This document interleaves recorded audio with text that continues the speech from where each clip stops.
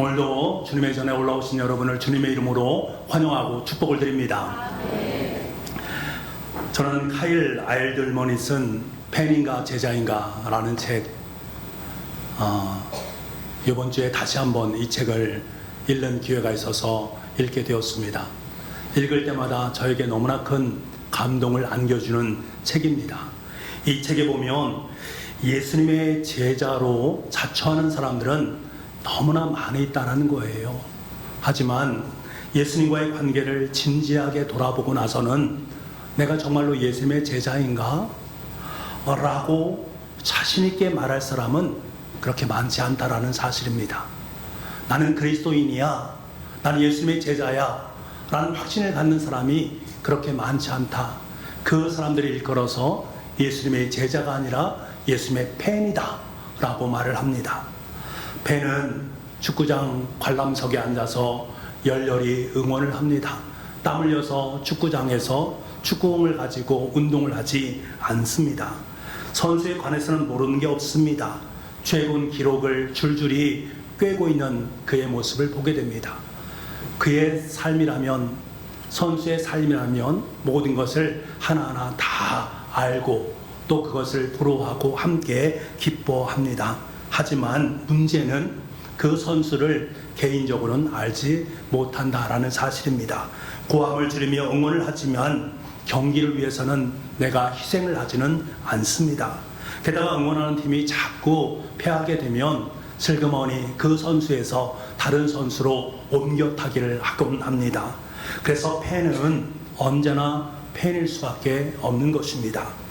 마찬가지로 요즘 예수님 주변에도 이러한 팬들이 굉장히 많이 있습니다. 팬들은 일이 잘 풀릴 때는 예수님과 함께 동행하면서 예수님의 말씀에 순종하면서 예수님을 칭찬하면서 삶을 살아갑니다만, 반대 방향에 있으면 언제 그랬느냐는 듯이 몸을 다른 사람에게 바꿔치게 하는 그러한 모습을 보게 합니다.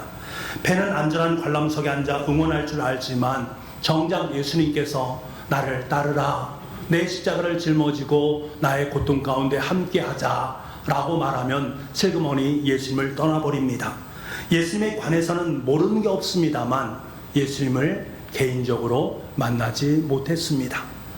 오늘날 교회의 가장 큰 문제거리는 스스로 그리스도인이라고 자처하는 많은 사람들이 있습니다만 정작 그리스도를 따르라 라고 말씀하는 그 말씀에 순종하면서 하나님의 뜻을 따르는 사람은 극히 적다라는 사실입니다. 온갖 혜택을 바라면서 예수님 주위로 몰려드는 팬들은 너무나 많이 있지만 정작 자신을 희생하면서 예수님을 따르는 사람은 그렇게 많지 않다라는 사실입니다. 카일 아이들먼은 우리가 예수님의 팬인가, 내가 예수님의 제자인가 하는 사실을 진단하기 위해서 여러 가지 진단 질문을 합니다. 그 질문 중에 가장 첫 번째 질문이 무엇인가 하면 예수님을 믿는다라고 말로만 고백하는가, 아니면 예수님을 실제로 내가 따르는가, 이것이 첫 번째 질문입니다. 내가 팬인가 예수님의 제자인가를 알기 위해서는 이 질문에 우리는 답을 해야 됩니다. 내가 예수님을 믿는다라고 말로만 고백하는가, 아니면 예수님의 십자가를 짊어지고 주님을 따르는가, 이런 각자의 삶의 자리 속에서 한번 질문을 해보시기 바랍니다. 나는 과연 예수님의 제자인가, 아니면 예수님의 팬으로 삶을 살고 있는가. 요즘 예수님을 믿기는 하되 따르지 않는 사람들이 많이 있습니다. 복음은 이러한 이중적인 모습을 인정하지 않습니다. 진짜 믿음은 말로 하는 것이 아닙니다. 진짜 믿음은 말을 통하고 그 말을, 그리고 하나님의 말씀을 내 삶을 통해서 살아내는 것이 진짜 믿음입니다. 이것을 복음이라고 말하고 이 복음을 예수님은 믿음이라고 인정해 주십니다. 예수님은 말뿐인 믿음이 아니라 삶에서 열매 맺는 믿음을 원하고 계십니다. 예수님은 팬을 원하시는 것이 아니라 예수님의 진정한 제자를 원하시고 계시단 말입니다. 복음서를 보게 되면 예수님께서 나를 믿으라 라고 말씀하는 부분은 4번밖에 등장하지 않습니다. 하지만 예수님께서 나를 따르라 라고 말씀하는 대목은 무려 20번 이상이 등장하는 것을 보게 됩니다. 이것은 우리에게 무엇을 말씀하는가? 예수님을 따르는 것이 믿는 것보다 우선되는가? 이런 부분을 말씀하는 것이 아니라 우리가 예수님을 믿는다면 반드시 예수님을 따르는 삶을 살아갈 수밖에 없다. 내가 예수님을 믿는다면 예수 그리스도의 십자가를 따라서 주님의 길을 걸어가는 참된 제자의 삶을 살아갈 수밖에 없다라는 것을 우리에게 말씀하는 대목입니다. 한 번은 카일 아이들먼 목사님이 메일 한 통을 받은 적이 있습니다. 자신을 등록교인 명부에서 빼달라 하는 그러한 메일이 왔습니다. 그러면서 그 이유에 대해서 이렇게 썼습니다. 카일 목사님의 설교가 마음에 들지 않기 때문에 제가 교회를 떠나야 되겠습니다 라고 말하는 것입니다. 도저히 납득할 수 없었던 목사님은 그분과 대화하기를 원했습니다. 그래서 교회 등록 명부를 찾아서 전화번호를 알고는 그에게 전화를 걸었습니다. 안녕하십니까, 카일 아이들먼 목사입니다. 제 설교가 싫어서 교회를 떠난다라는 말씀을 들었습니다. 잠시 불편한 침묵이 흘렀습니다. 어색한 시간이 지나가고는 그 상대방 성도님께서 횡설수설 여러 가지 변명을 늘어놓기 시작합니다. 한참을 말하더니 마침내 가장 중요한 뼈대 있는 말을 내뱉습니다. 이 말을 듣고 난 다음에 목사님은 마음속에 안도감을 갖고 눈물을 흘리게 됩니다. 그 내용이 무엇인가 하면 목사님의 설교가 제 삶을 뒤흔드는 것 같은 기분이 들었습니다. 그래서 교회를 떠나야 되겠습니다 라는 말입니다. 목사님은 이 성도의 마음을 잘 알았습니다. 그 뜻은 이런 것입니다. 예수를 믿습니다. 사실 예수님의 열렬한 팬입니다. 하지만 예수님을 따르라라는 소리는 하지 마시기 바랍니다. 주일마다 교회 가는 것은 괜찮습니다. 식사 기도도 열심히 할 마음이 있습니다. 하지만 예수님 때문에 제 삶이 방해받는 것은 싫습니다. 이런 내용이었다라는 것입니다. 여러분, 예수님은 자신을 따르지 않고 믿기만 하겠다라는 그 팬을 기뻐하지 않으십니다. 바라기는 저와 여러분이 주님의 팬이 아니라 진정한 주님의 제자로 주님을 따를 수 있는 은혜가 있기를 간절히 소망합니다. 주님의 말씀을 생명의 말씀으로 여기고 그 말씀을 순종으로 드러낼 수 있는 은혜가 여러분 가운데 있기를 간절히 원합니다. 우리는 지금 계속해서 소아시아 7교회에 대한 부분을 함께 나누고 있습니다. 7교회 중에서 오늘은 특별히 4번째 교회인 두아디라 교회에 대해서 함께 나누길 원합니다. 우리 트립교회 성지순례를 함께 다녀오신 분들은 이곳을 함께 방문해서 잘 알고 있습니다. 제가 그때 찍은 사진을 여러분께 잠깐 보여드리겠습니다. 지금 틀거리만 남겨져 있는 그런 상황 속에 있는데요. 함께 보도록 하겠습니다. 예, 뒤에 보면 기둥만 남겨져 있는 것을 우리가 보게 됩니다. 그 다음 그림, 네, 널브러져 있는 교회 안에 들어온 모습입니다. 그 다음 그림, 네, 옆에 벽면에 대한 그림입니다. 그 다음요, 예, 우리 교회 안에 들어와서 함께 찍은 사진입니다. 예, 그 다음, 예, 교회 밖에서 들어가기 전에 우리가 함께 이야기를 듣는 그러한 부분입니다. 예, 뒤에 남겨진 벽면, 교회 벽으로 사용됐던 그런 대리석만 남겨져 있는 것을 보게 됩니다. 예, 더 자세히 찍었고요. 그 다음, 예, 저게 교회 밖에서, 교회 안에서 밖을 찍은 것입니다. 예, 제가 이 두아디라 교회를 방문하면서 함께 또 이 사진을 찍고 오면서 그곳에 들려준 하나님의 음성을 듣는 시간을 가졌습니다. 그리고 우리의 신앙을 다시 한번 점검할 수 있는 그러한 시간이 되었습니다. 이 두아디라라는 곳은 원래 소아시아 7교회 중에서 굉장히 작은 도시에 해당되었습니다. 그래서 사람들은 그 도시를 잘 알지를 못했습니다. 하지만 그 도시에 굉장히 중요한 특징이 하나 있는데 그것은 종교적으로 제우스의 아들 아폴로를 지역의 수호신으로 섬기고 있었다라는 사실입니다. 게다가 이 지역의 굉장히 중요한 특징 중에 하나는 직물 제조와 염색이 매우 발달된 염색 공장도 있었다라는 것들입니다. 그러다 보니까 상인들이 함께 조합을 이루어서 융성함을 꾀하였고 그 상인들로 말미암아 많은 돈들이 오고 가게 되었습니다. 그래서 이 도시에서 먹고 살기 위해서는 그 상인들의 조합에 가입이 되어서 함께 더불어 살아갈 수 있었습니다. 그런데 문제는 이러한 상인 조합들이 당시에 도시에 존재했던 튀람나스 신전이라는 곳과 깊은 연관성을 갖고 있다는 것입니다. 상인들이 돈을 모으면 그 돈을 모아서 신전으로 가지고 갑니다. 그리고 그것을 신전에 바치게 되고 그 신전에 나오는 음식을 먹게 됩니다. 심지어는 이 신전에 고용된 여사제들과 관행적으로 음행을 범하기도 했습니다. 이것은 종교적인 제도다라고 여겼기 때문에 전혀 죄성에 대한 부분을 느끼지 않았습니다. 그러한 음행을 행하면서도 그들은 죄를 지었다라고 여기지 않는단 말입니다. 이 조합에 가입된 상인들은 막강한 단결력을 과시하면서 그곳의 상권을 장악을 했습니다. 그래서 이 상권에 있는 길드 조합이라고 말하는데 그 조합원들과 함께 할 때만이 그들이 삶을 유지할 수 있는 상황 속에 놓이게 되었단 말입니다. 그런데 이들의 영향력은 단순히 상인들의 영향력만 끝나는 것이 아니라 종교에도 굉장히 중요한 영향력을 미치게 되어집니다. 당시에 두아디라 교회는 상인들의 조합과 충돌을 하지 않을 때만이 살아날 수 있었습니다. 그래서 그들과 타협하는 점을 찾고 타협을 하면서 생활을 했단 말입니다.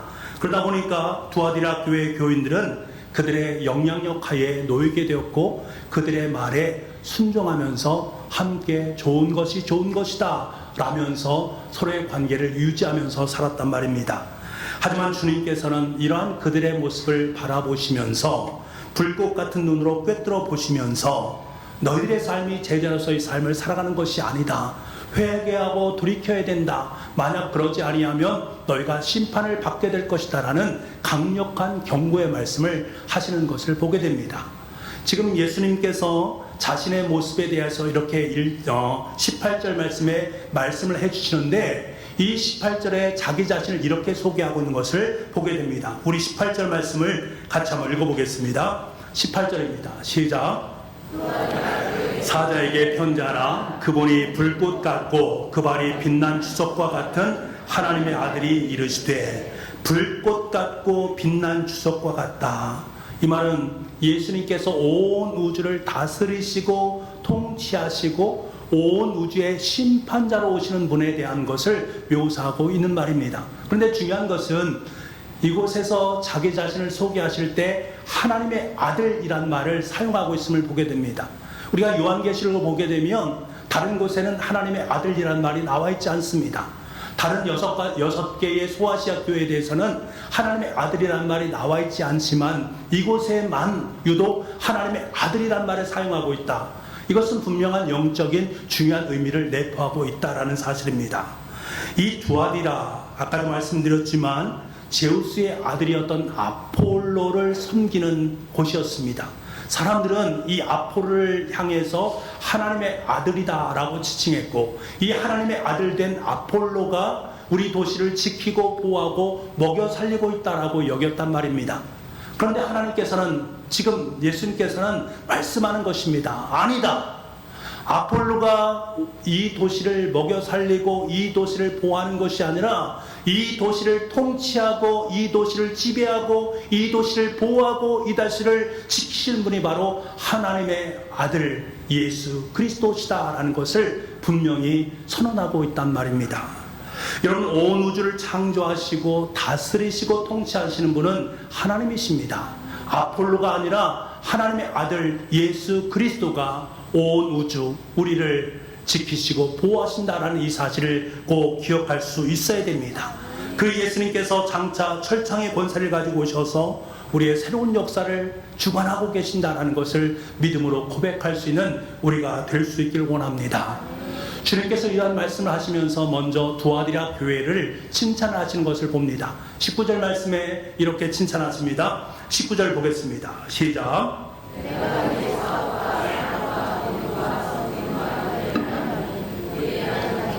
처음 것보다 많도다. 주님께서 먼저 두아디아 교회의 사업과 사랑과 믿음과 섬김과 인내가 처음보다 나중에 훨씬 많았다, 훨씬 좋았다 라고 말씀하는 것을 우리가 보게 됩니다. 여러분, 그리스도인은 뒤로 갈수록 좋은 사람입니다. 그리스도인은 처음보다 지금보다 나중에 훨씬 더 좋은 사람이 그리스도인입니다.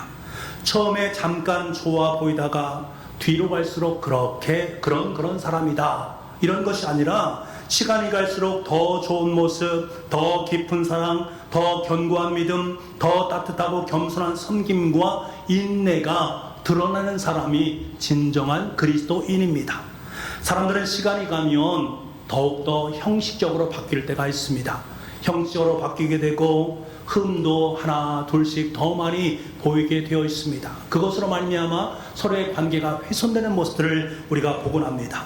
그런데 주님의 사람들은 만나면 만날수록 더 함께하고 싶고, 더 나누고 싶고, 더 신실해지고, 왠지 위로가 되고, 왠지 소망이 되고, 왠지 기쁨이 되고, 왠지 행복이 되는 그러한 삶이 우리 가운데 연출이 되어집니다.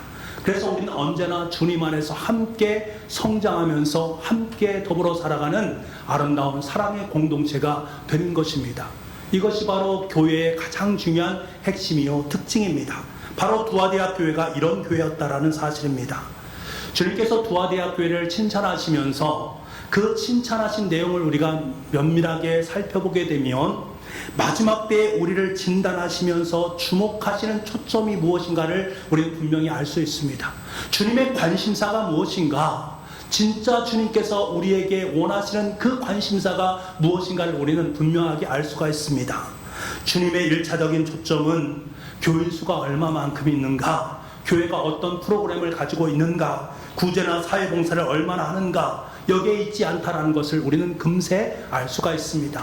물론 이것이 교회를 진단하는 중요한 가치입니다만, 그것보다 더 중요한 예수님께서 핵심 가치로 여기는 것이 믿음과 사랑과 소망의 인내라는 큰 해면 속에서 우러나오는 사랑의 실천이다라는 사실을 우리는 깨닫게 되는 것입니다. 그래서 우리는 스스로에게 질문을 해야 됩니다. 과연 내 마음속에 믿음과 사랑과 소망의 인내가 숨겨져 있고 그것이 삶을 통해서 드러나고 있는가 하는 것들을 늘 주님 앞에 질문을, 주님 앞에 답변을 드릴 수 있는 은혜가 우리 가운데 있어야 됩니다. 이 두아디아 교회는 사랑이 넘쳤습니다. 교인들은 사랑으로 가난하고 연약한 자들을 섬겼고 환난 중에서 인내하면서 끝까지 주님의 말씀을 마음속에 품었습니다. 더구나 이런 아름다운 덕목이 처음보다 나중에 더 많았다, 더 좋았다, 주님으로부터 칭찬을 받는 모습을 보게 됩니다. 바라고 소망한 것이 바로 이것입니다. 우리 교회가 두아디아 교회처럼 칭찬받는 아름다운 교회가 될 수 있기를 간절히 소망합니다. 여러분, 모든 성도 한 분 한 분이 사랑과 믿음과 섬김과 인내의 수고를 계속 경주함으로 말미암아 여러분의 삶 가운데 사랑이 가득 차고 믿음이 가득 차며 섬김과 인내가 날마다 풍성하게 넘쳐날 수 있는 아름다운 역사가 있기를 간절히 소망합니다. 그리고 우리의 처음 행위보다 지금보다 더 나중 행위가, 그래서 우리 교회가 정말로 하나님의 아름다운 역사를 더욱더 귀하고 복되게 써내려갈 수 있기를 간절히 소망합니다. 주님은 바로 저와 여러분을 그러한 주님의 사람으로 세웠다라는 것을 한시도 잊지 마시기 바랍니다. 그런데 문제는 이 두아디아 교회가 서서히 주님께 허락된 이 처음보다 나중보다 그 후가 더욱더 좋았다라는 것이 더욱더 좋아지면 참 좋을 터인데 서서히 생명력을 상실해가기 시작합니다. 왜냐하면 그들 가운데 잘못된 부분이 있었기 때문입니다. 그 부분에 대해서 20절 말씀에 뭐라고 말씀하시는가? 우리 20절 말씀을 같이 보겠습니다. 시작. 그러나 내게 책망할 일이 있노라. 자칭 선지자라는 여자 이세벨을 내가 용납함이니 그가 내 종들을 가르쳐 꿰어 행음하게 하고 우상의 재물을 먹게 하는도다. 두아디아 교회가 잘못한 것이 있으니 거짓 선지자 이세벨을 용납하고 계속해서 지금도 용납하고 있다. 이것이 문제다라고 책망하시는 모습을 보게 됩니다. 이세벨이 누구입니까? 이세벨은 이스라엘 남북이 갈린 상황 속에서 북이스라엘 중에서 가장 악하고 악한 왕 아방이었습니다. 그 아방의 처로 있었던 사람이 바로 이세벨이었는데, 이 이세벨은 바알 우상을 섬기고 주의 선자를 죽이고 엘리야를 박해하고 나봇을 죽인 장본인이었습니다. 그래서 음란하고 악한 탐욕의 대명사로 여겨졌던 여인이었습니다. 이러한 여인과 같은 모습으로 지금 두아디라 교회에 이세벨이 놓여있다라고 이야기를 하고 있는 것입니다. 거짓 믿음과 진리로 자신을 가장하고 성도들과 교회를 탐욕과 음란과 우상 숭배로 변질시키는 사탄의 하수인 역할을 하고 있는 이세벨이 교회 안에 슬그머니 들어오게 되었다라는 것이고, 그 여인을 사람들은 수용하기 시작했다라는 사실입니다. 그래서 두아디라 교회는 이런 자칭 선지자라는 여자 이세벨을 용납했다라고 성경은 말씀하고 있습니다. 이세벨은 교회에서 마치 선지자와 같은 노릇을 합니다. 사람들이 볼 때 신앙도 좋고 사람도 많이 있으니 그 사람을 전혀 의심하지 않고, 그래 참 좋은 사람이다 라고 여기면서 그를 포용하기 시작합니다. 그래서 교회 안에서 굉장히 중요한 영향력을 행사하기 시작합니다. 이 여인의 영향으로 적지 않은 두아디라 교인들이 우상 숭배를 하게 되고 음란에 빠지게 되는 일들이 벌어지기 시작합니다. 왜 그런가? 이 이세벨은 조합의 막강한 세력을 등에 업고 두아디라 교인들을 유혹했기 때문에 그렇습니다. 그녀의 유혹은 이렇습니다. 그리스도인이라고 해서 조합에 가입하지 않고 어떻게 살아갈 수 있겠는가? 조합에 가입하면 돈도 많이 들어오게 될 것이고, 그 많은 돈을 가지고 구제하고 섬기면 되지 않느냐? 하나님의 귀한 사랑을 나누면 되지 않느냐? 그런 교인 수도 많아질 것이고 교회의 재정도 넉넉할 거니 누이 좋고 매우 좋은 일 아닌가 하는 말을 하는 것입니다. 걱정하지 말고 나의 말을 듣고 나를 따르기만 하면 전혀 문제가 되지 않으니 걱정하지 말게나 나를 따르게나 라고 말하는 것입니다. 이세벨은 세상과의 타협을 세상의 처세술과 미덕으로 가르치고 있습니다. 그 결과 두아디라 교회는 겉으로 볼 때는 재정도 넉넉하고 교인 수도 굉장히 많았습니다만, 그 배후에는 이세벨 같은 세력의 조종으로 말미암아 영적으로는 점점 어두운 지경으로 나아가게 되었습니다. 여러분, 사탄은 우리를 타협할 때에 가장 중요하고 가장 귀하게 사용하는 처세술이 무엇인가? 바로 이 타협주의입니다. 돈을 벌기 위해서 문화와 제도란 이름을 뒤집어 씌워서 마치 그것을 예수님을 잘 믿는 것으로 가장하면서 교회 속에 슬그머니 들어옴으로 말미암아 세상과 타협할 수 있도록 만들어 갑니다. 사탄은 계속해서 세상의 힘과 영화에 편성할 수 있어야 된다, 달콤한 유혹을 합니다. 내가 한번 우상에게 절해도 괜찮아. 한번 절한다고 네 마음 중심이 변할 수 있겠어? 네 마음 중심에 예수 그리스도가 가장 중심에 있기 때문에 겉으로 드러나는 것 그게 전부가 아니야. 네 마음이 중요한 거야. 그냥 겉으로 보는 것은 형식적인 행동일 뿐이고 속으로 하나님을 잘 믿으면 돼. 그러니 한번 절하면 돼. 괜찮아, 우리 함께 절하자 라고 말하는 것입니다. 요즘 다 그렇게 살지 않아? 세상 사람들도 다 그렇게 사는데 너만 유별나게 그렇게 해서는 안 돼 하는 마음으로 계속해서 우리와 세상과 짝할 수 있는 교집합을 만들어내는 것입니다. 이런 식으로 사람들에게 죄를 지을 수 있는 그 마음을 허락하고 또한 그렇게 죄를 지어도 괜찮다는 안도감을 심어주게 됩니다. 여러분, 이것은 참 달콤한 것처럼 보입니다만, 그러나 그 결국은 주님께서 우리에게 말씀하시는 것처럼 영혼을 죽이는 일임을 분명히 우리에게 말씀해 주고 있다는 사실, 결론을 그렇게 나아갈 수밖에 없다는 사실을 우리는 알아야 됩니다. 보세요, 두아디라 교회가 이세벨을 받아들였습니다. 더 큰 문제가 무엇이었습니까? 이세벨을 받아들인 것, 용납하는 것. 그런데 그 용납하는 것으로 끝나는 것이 아니라 계속해서 그 이세벨을 따르고 추종했다라는 거예요. 지금까지 여전히 그런 일들이 벌어지고 있다라는 사실입니다. 성령님께서 이것을 책망합니다. 그럼에도 불구하고 이세벨을 용납하고 그 편에 가담해서 사탄의 하수인 노릇을 함께 더불어 하고 있는 그들의 모습을 보게 됩니다. 여러분, 처음 한번 행하기가 어렵지요. 한 번, 두 번, 세 번 하다 보면 너무나 행하기가 쉽습니다. 일단 한번 해봐. 일단 한번 잡숴봐. 이것이 사단이 가장 잘 사용하는 강력한 계략이다라는 사실을 여러분 잊지 말아야 됩니다. 여러분, 이 같은 달콤한 유혹은 멀리 있는 것 같습니까? 이세벨과 같은 유혹은 멀리 있는 것이 아니라 너무나도 우리의 삶 곁에 가까이 있다라는 사실을 알아야 됩니다. 베드로 사도가 경계했던 것처럼 마귀는 우는 사자처럼 두루다니면서 어떤 교회를 공격하면 그 교회가 망할까, 어떤 사람을 공격하면 그 사람이 무너질까 계속해서 삼킬 자를 찾는다라고 말씀하고 있습니다. 지금도 여전히 그렇게 삼킬 자를 찾고 있는 것이 사단의 계략입니다.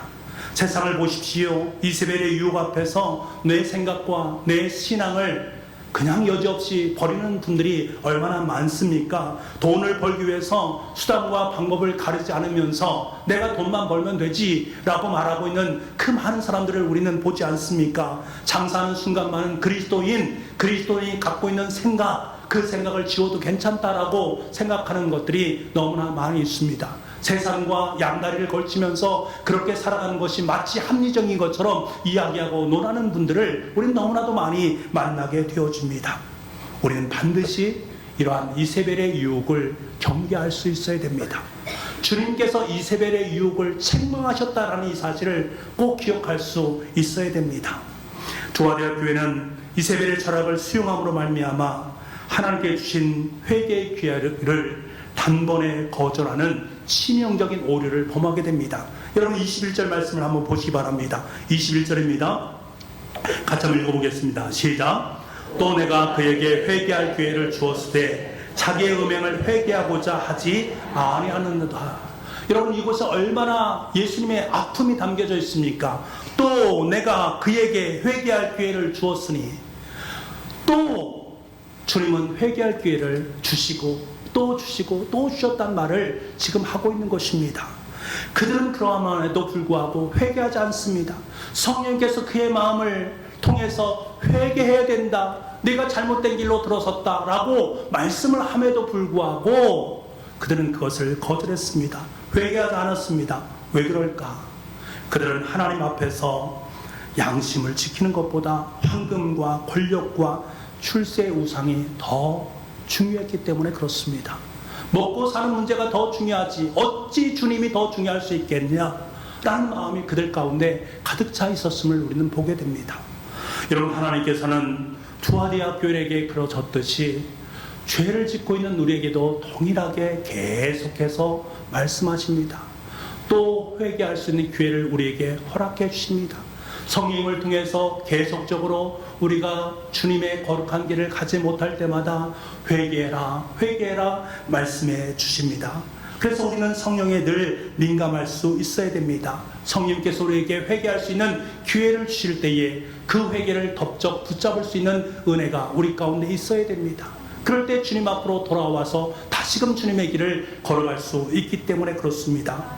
하지만 성령에 민감하지 않으면 회개할 기회를 아무리 준다 한지라도 회개할 수 없습니다. 그럴 능력조차 없는 것입니다. 그래서 두아디아 교회가 이세벨을 유혹을 뿌리치지 못하고 그와 함께 더불어서 교회를 힘들게 하는 모습들을 보게 되는 것입니다. 주님께서는 이러한 두아디아 교회를 회복하시기를 원하셨습니다. 그렇다면 이러한 이세벨의 유혹에서 벗어날 수 있는 가장 아름다운 방법이 과연 무엇일까? 주님은 25절 말씀에 분명하게 말씀해 주십니다. 우리 25절 말씀을 같이 한번 읽겠습니다. 시작. 다만 너희에게 있는 것을 내가 올 때까지 굳게 잡으라. 굳게 잡으라. 무엇을 굳게 잡는가? 너희에게 있는 것. 과연 그들에게 있는 것이 무엇일까? 그들에게 있는 것은 다른 것이 아니라 바로 하나님의 말씀입니다. 생명의 말씀, 약속의 말씀을 굳게 붙잡으라 라고 말씀을 하고 있습니다. 언제까지? 주님 오실 그날까지. 약속의 말씀을 붙잡고 살아갈 때에 이세벨의 유혹에서 벗어날 수 있고 하나님께서 원하시는 팬으로서의 인생이 아니라 제자로서의 진정한 인생을 살아갈 수 있다라고 우리에게 말씀하고 있는 것입니다. 여러분, 두아디아 교회에 있었던 그 말씀을 끝까지 굳건히 붙잡으라고 말씀하신 주님께서 저와 여러분에게 동일하고 말씀합니다. 오늘날 우리에게 있는 것이 무엇입니까? 여러분에게 있는 것이 과연 무엇입니까? 여러분의 재산입니까? 여러분의 자녀들입니까? 여러분이 가지고 있는 명예입니까? 사라질 것들입니다. 없어질 것들입니다. 그러나 영원하신 하나님의 말씀은 우리의 삶 속에 영원히 함께 하실 것입니다. 그러므로 우리에게 있는 것은 다른 것이 아니라 하나님의 말씀입니다. 하나님의 이 약속의 말씀을 주님 오시는 그날까지 굳건하게 붙잡고 살아갈 수 있는 저와 여러분 될 수 있기를 간절히 소망합니다. 백화점의 왕이라고 불리는 존 워너메이커가 이런 말을 했습니다. 성경은 내 인생의 교과서였습니다. 나는 날마다 성경을 읽고 성경을 배우고 성경과 더불어 내 인생의 하루를 시작했습니다.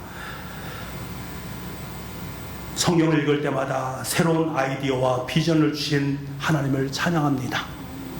여러분, 우리가 진짜 소유해야 될 것, 진짜 가지고 붙잡아야 될 것은 우리 인생의 교과서고, 내게 온전한 생각과 선한 비전을 주고 나를 진리 안에서 살아낼 수 있도록 만드는 하나님의 말씀인 것을 여러분 꼭 기억할 수 있기를 원합니다. 주님께서 오시는 그날까지 이 약속의 말씀, 생명의 말씀을 붙잡고 살아갈 수 있는 우리가 되기를 원합니다. 그때에 우리는 비로소 주님의 팬이 아니라 주님의 제자로서의 삶을 살아갈 수 있고, 그때에서 비로소 우리는 두아데아 교회처럼 세상 속에 진리의 교회로, 사랑과 믿음과 섬김과 소망의 교회로 든든하게 세워질 수 있고, 그리고 그러한 우리를 향해서 주님은 잘했다 너희 청주 북북교회 교우들아 잘했다, 우리를 칭찬해 주실 줄 믿습니다.